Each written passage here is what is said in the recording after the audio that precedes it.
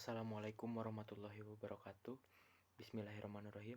Alhamdulillahirrabbilalamin. Wassalatu wassalamu asrofil anbiya'i wal mursalin wa alihi washabihi ajmain amma ba'du. Perkenalkan, nama saya Taufik Ramadan. NIM saya 11830200117. Saya berkuliah di Universitas Islam Negeri Bandung, jurusan Hukum Ekonomi Syariah, Muamalah. Nah, di sini saya akan mereview artikel yang berjudul Penyelesaian Sengketa Tanah Wakaf, Studi Kasus Sengketa Tembok Barat Masjidil Aqsa, Yerusalem tahun 1929, yang ditulis oleh Hanafi Wibowo dari Ilmu Sejarah dan Kebudayaan Islam, Fakultas Adab Humaniora, UIN Syarif Hidayatullah. Tahun penerbit Januari 2016. Nah, tujuan penulis untuk menulis jurnal kali ini yaitu untuk menguraikan mengenai perselisihan antara warga Arab yang mengklaim atas hak tembok barat berdasarkan wakaf dan kelompok Zionis yang mengklaim juga atas tembok barat berdasarkan nilai historis. Dan yang peran pemerintah Inggris untuk menuntaskan kasus sengketa wakaf lewat perspektif legal yuridis.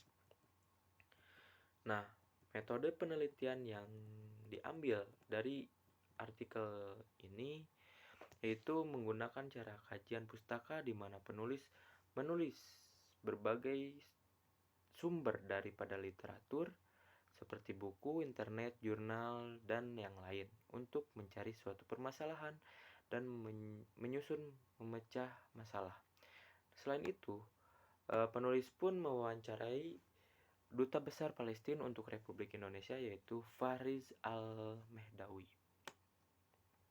Nah, di sini penjelasan mengenai wakaf yaitu bentuk ibadah bersifat sosial dilakukan dengan cara memisahkan sebagian harta milik dan melembagakan untuk selama-lamanya atau sementara untuk kepentingan peribadatan atau kepentingan yang lain sesuai dengan syariat. Nah, wakaf di sini yaitu berarti menahan harta yang diambil manfaat tanpa memusnahkan seketika dan penggunaan untuk hal-hal yang diperbolehkan syariat dengan maksud mendapatkan keridhaan Allah Subhanahu wa taala. Nah, dalam artikel ini dibahas tentang mengenai wakaf, pemberian dari tanah yang diwakafkan oleh Sultan Dinasti Ayyubiyah Al-Malik Al-Fadl kepada imigran muslim yang berasal dari Maroko. Nah, kasus ini datang ketika warga daripada kaum Zionis itu memasuki daerah Palestina.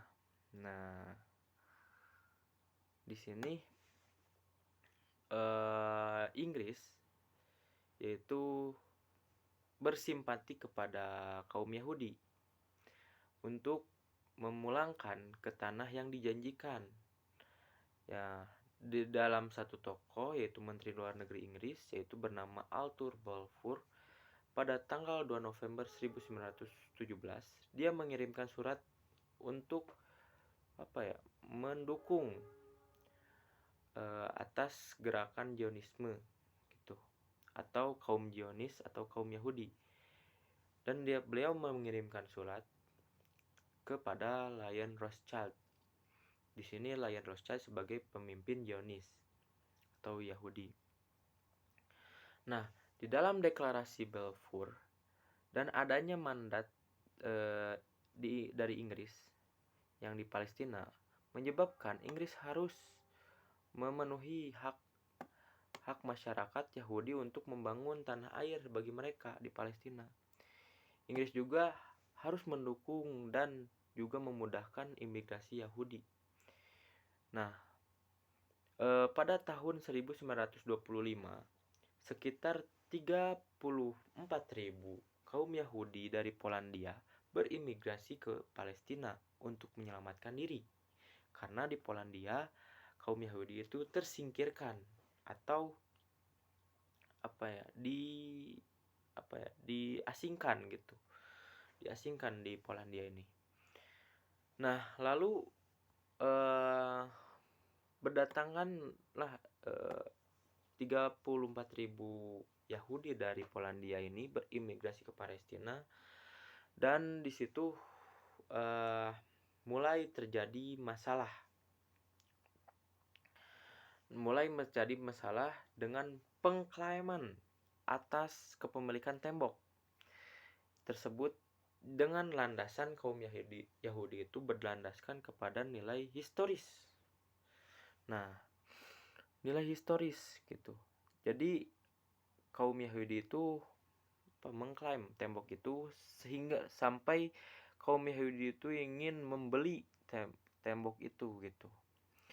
Ada seorang tokoh imigran Yahudi Palestina termuka, yaitu Gad Furkim, dengan dukungan finansial dari milioner Amerika keturunan Yahudi, yaitu Nathan Satrus, membujuk pemerintah Inggris untuk menjual tembok itu.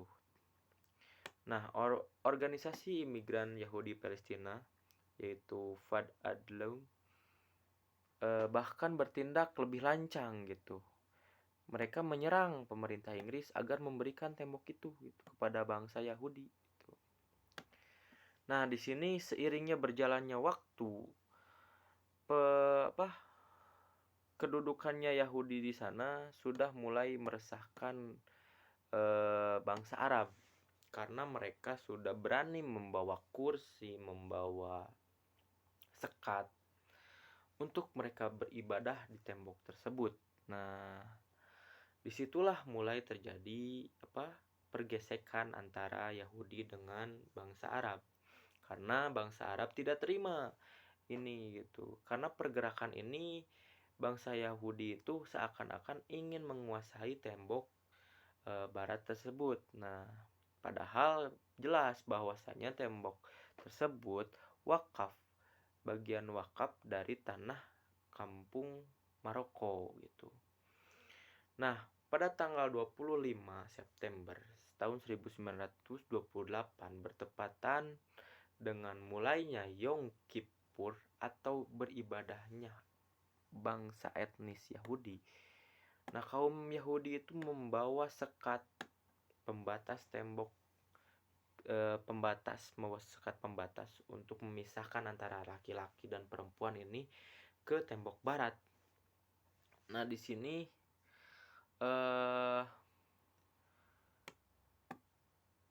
berdatangan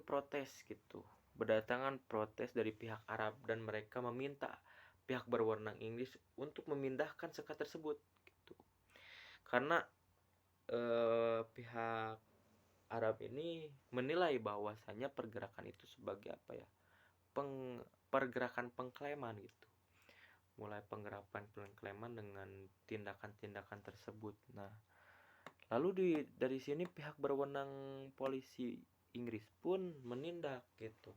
Mereka membawa sekat-sekat tersebut, memindahkan dari tembok barat. Walaupun ada perlawanan dari kaum Yahudi. Nah, terkait peristiwa perlawanan ini, kaum Yahudi itu menerima tindakan pemukulan dari pihak polisi Inggris, sehingga rumor ini beredar luas gitu, bahwasanya polisi Inggris ini mempersekusi kaum Yahudi. Nah, dari situ mulailah panas situasi-situasi yang ada di sana.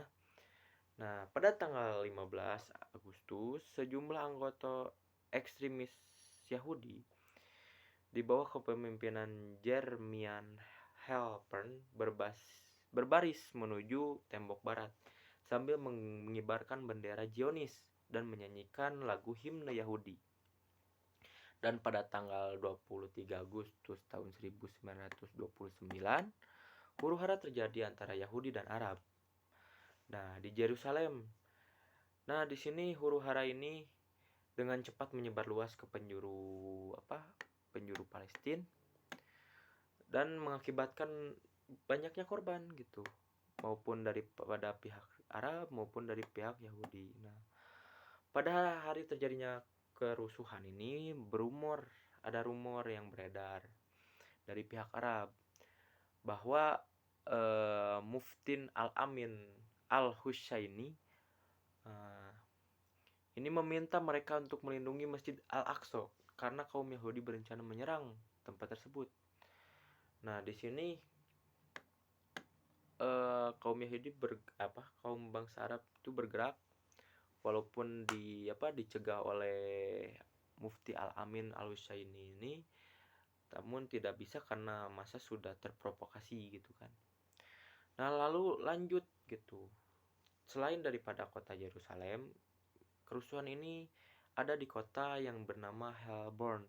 Nah, kota Hebron ini dikenal sangat penting. Karena apa? Karena kota ini diyakini sebagai tempat tinggal Nabi Ibrahim alaihissalam di masa lalu bagi bangsa Arab, bagi umat Islam gitu kan, dan umat Yahudi pun gitu. Dan pada tahun 1929 populasi kota ini sebanyak 20.000 jiwa. Mayoritas adalah Muslim dan 700 jiwa ini adalah Yahudi yang tinggal di Hebron ini. Nah, di kota Hebron ini Yahudi ini terbagi dua, yaitu Yahudi Ashkenazi yang merupakan Yahudi imigran dari bangsa Eropa. Yang kedua ada Yahudi Sephardim yang itu sudah berabad-abad lamanya gitu tinggal di kota Hebron ini. Dan Yahudi Sephardim ini toleransi lah terhadap bangsa Arab atau agama Islam. Mereka saling bergandengan. Namun sebaliknya Yahudi Ashkenazi ini sangat intoleransi lah. Mereka berpakaian bangsa Eropa sehingga mengganggu orang-orang kaum Arab ini. Nah, dari situ terjadinya perpecahan atau konflik di tanah Palestina ini. Konflik ini terjadi karena memanasnya konflik ini menimbulkan semangatnya bangsa Arab ini untuk turun ke jalan untuk mempersekusi atau memukuli bangsa-bangsa Yahudi gitu. Dan mereka bangsa Yahudi pun sangat ketakutan dengan bangsa Arab, dan ini menyebabkan korban. Nah, ini di kota Hebron pun menyebabkan korban 67 orang, termasuk 23 orang itu mahasiswa terbunuh gitu. Nah, terbunuh ini akibat rumor palsu gitu, bahwasanya terbunuh ini akibat daripada serangan orang Arab gitu, yang terpengaruhi oleh rumor palsu bahwa orang Yahudi telah membantai orang Arab gitu di Yerusalem gitu. Dan jadi suasana di saat itu sangat mencekam gitu di Palestina ini. Nah, lalu ketika konflik berlarut-larut, adalah tokoh dari bangsa Yahudi yang bisa meredam konflik ini, yaitu tokoh fisikawan Yahudi dari Jerman, yaitu Albert Einstein, menulis sebuah artikel opini untuk koran Filastin yang diterbitkan pada 28 Januari 1930. Nah, di sini dalam mengatasi permasalahan ini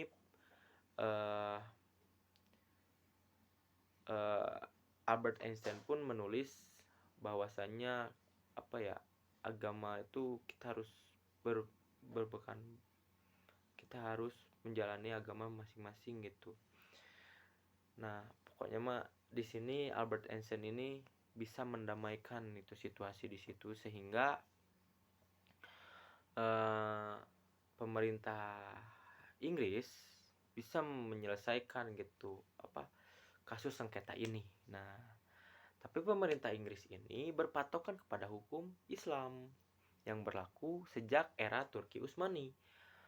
Nah, pemerintah mandat Inggris ini tetap mempertahankan sistem milet, yaitu urusan agama setiap orang kelompok dan diurus oleh pemuka agamanya masing-masing. Nah, setelah peristiwa tersebut, pemerintah ini mempublikasikan peraturan Order in Council 1931 yang menetapkan bahwasanya satu, untuk umat Islam merupakan pemilik tunggal dan memiliki satu-satunya hak milik terhadap tembok barat. Melihat bahwa itu merupakan bagian integral dari wilayah Masjidil Aqsa yang merupakan properti wakaf.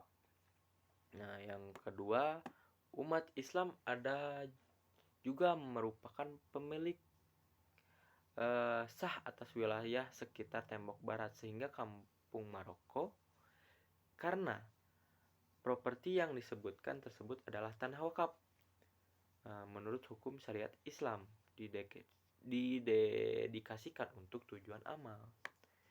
Nah, aturan yang ketiga, akses gratis diberikan kepada umat Yahudi untuk berdoa di tembok ratapan. Yang keempat, semua kegiatan peribadatan masyarakat Yahudi diatur oleh rabbi atau pemuka agama Yahudi. Nah, yang kelima, dilarang membawa karpet pembatas jalan, tirai, dan semacamnya. Nah, ini. Nah,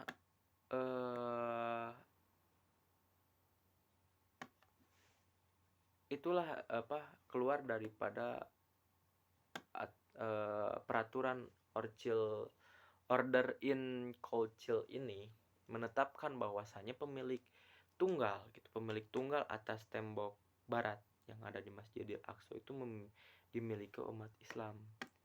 Karena kita tahu gitu bahwasanya Masjidil Al-Aqsa ini sangat penting gitu bagi umat Islam, apalagi Masjidil Al-Aqsa ini bangunan yang pertama selain Ka'bah dibangun oleh Nabi Adam, ini sebagai kiblat pertama umat Islam ini ke Masjidil Al-Aqsa ini. Jadi sangat penting bagi umat Islam ini Masjidil Al-Aqsa ini. Nah, di sini menarik kesimpulan gitu bahwasanya sengketa tembok barat di Yerusalem yang berujung pada kerusuhan berdarah menyebar ke kota Herdon dan Sefed pada tahun 1929 ini disebabkan oleh konflik saling klaim dari imigran Yahudi yang menggunakan landasan historis bahwasanya tembok barat adalah tempat ibadah sakral umat Yahudi di masa silam, sedangkan masyarakat Arab merasa bahwa tembok tersebut adalah bagian tanah wakaf yang diwakafkan oleh Sultan dinasti Ayyubiyah Al-Malik Al-Fadl kepada para imigran muslim yang berasal dari Maroko. Pemerintah Inggris menyelesaikan kasus ini dengan berpatokan kepada syariat Islam yang berlaku pada masa Turki Utsmani mengenai ketentuan tanah wakaf yang tak dapat diganggu-gugat atau diklaim oleh pihak ketiga, dan juga sistem milet di mana kebebasan beragama dijamin namun diatur oleh pemuka agama yang bersangkutan. Nah, sudut pandang saya terhadap artikel ini sangat baik.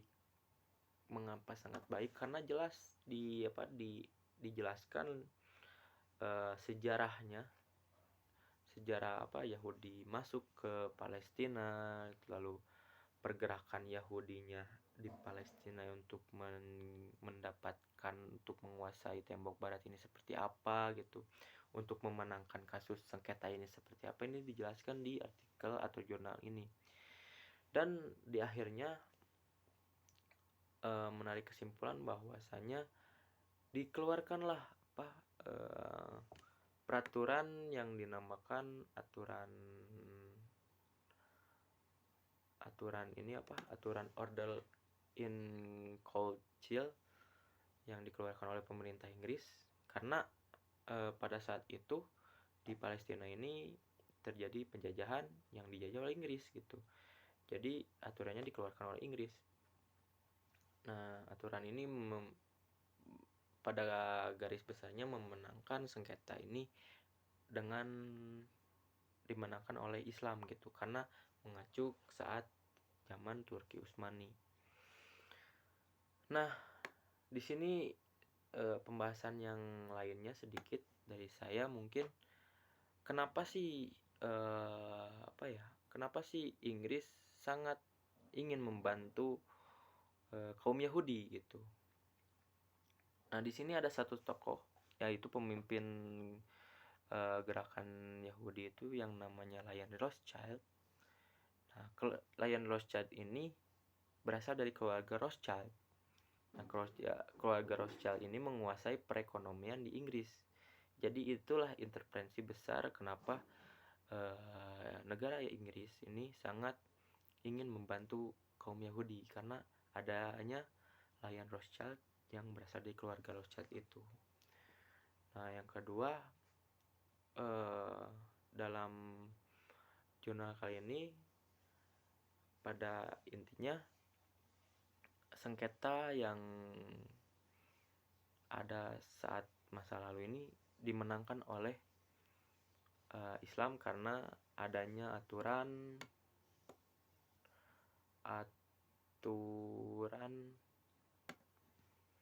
Order in Council, nah, yang merujuk ke zaman masa Turki Utsmani.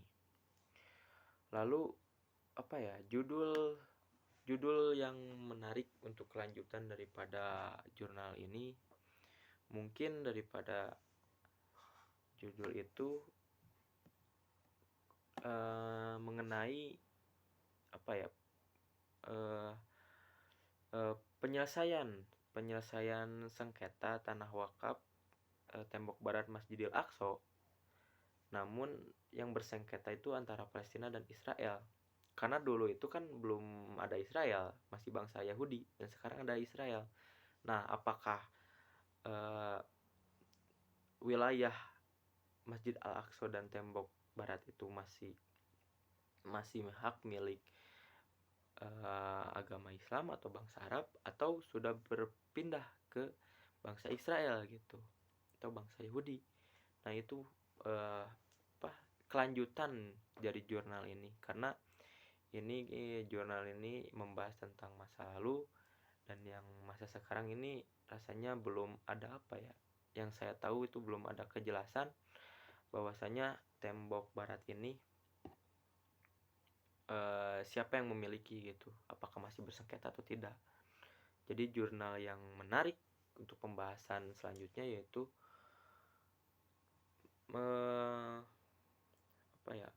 penyelesaian sengketa tanah wakaf, studi kasus sengketa tembok barat di Masjidil Al-Aqsa dengan yang bersengketa Palestina dan Israel. Nah, mungkin itu yang bisa saya sampaikan, kurang lebihnya mohon dimaafkan. Wabillahi taufiq wal hidayah. Wassalamualaikum warahmatullahi wabarakatuh.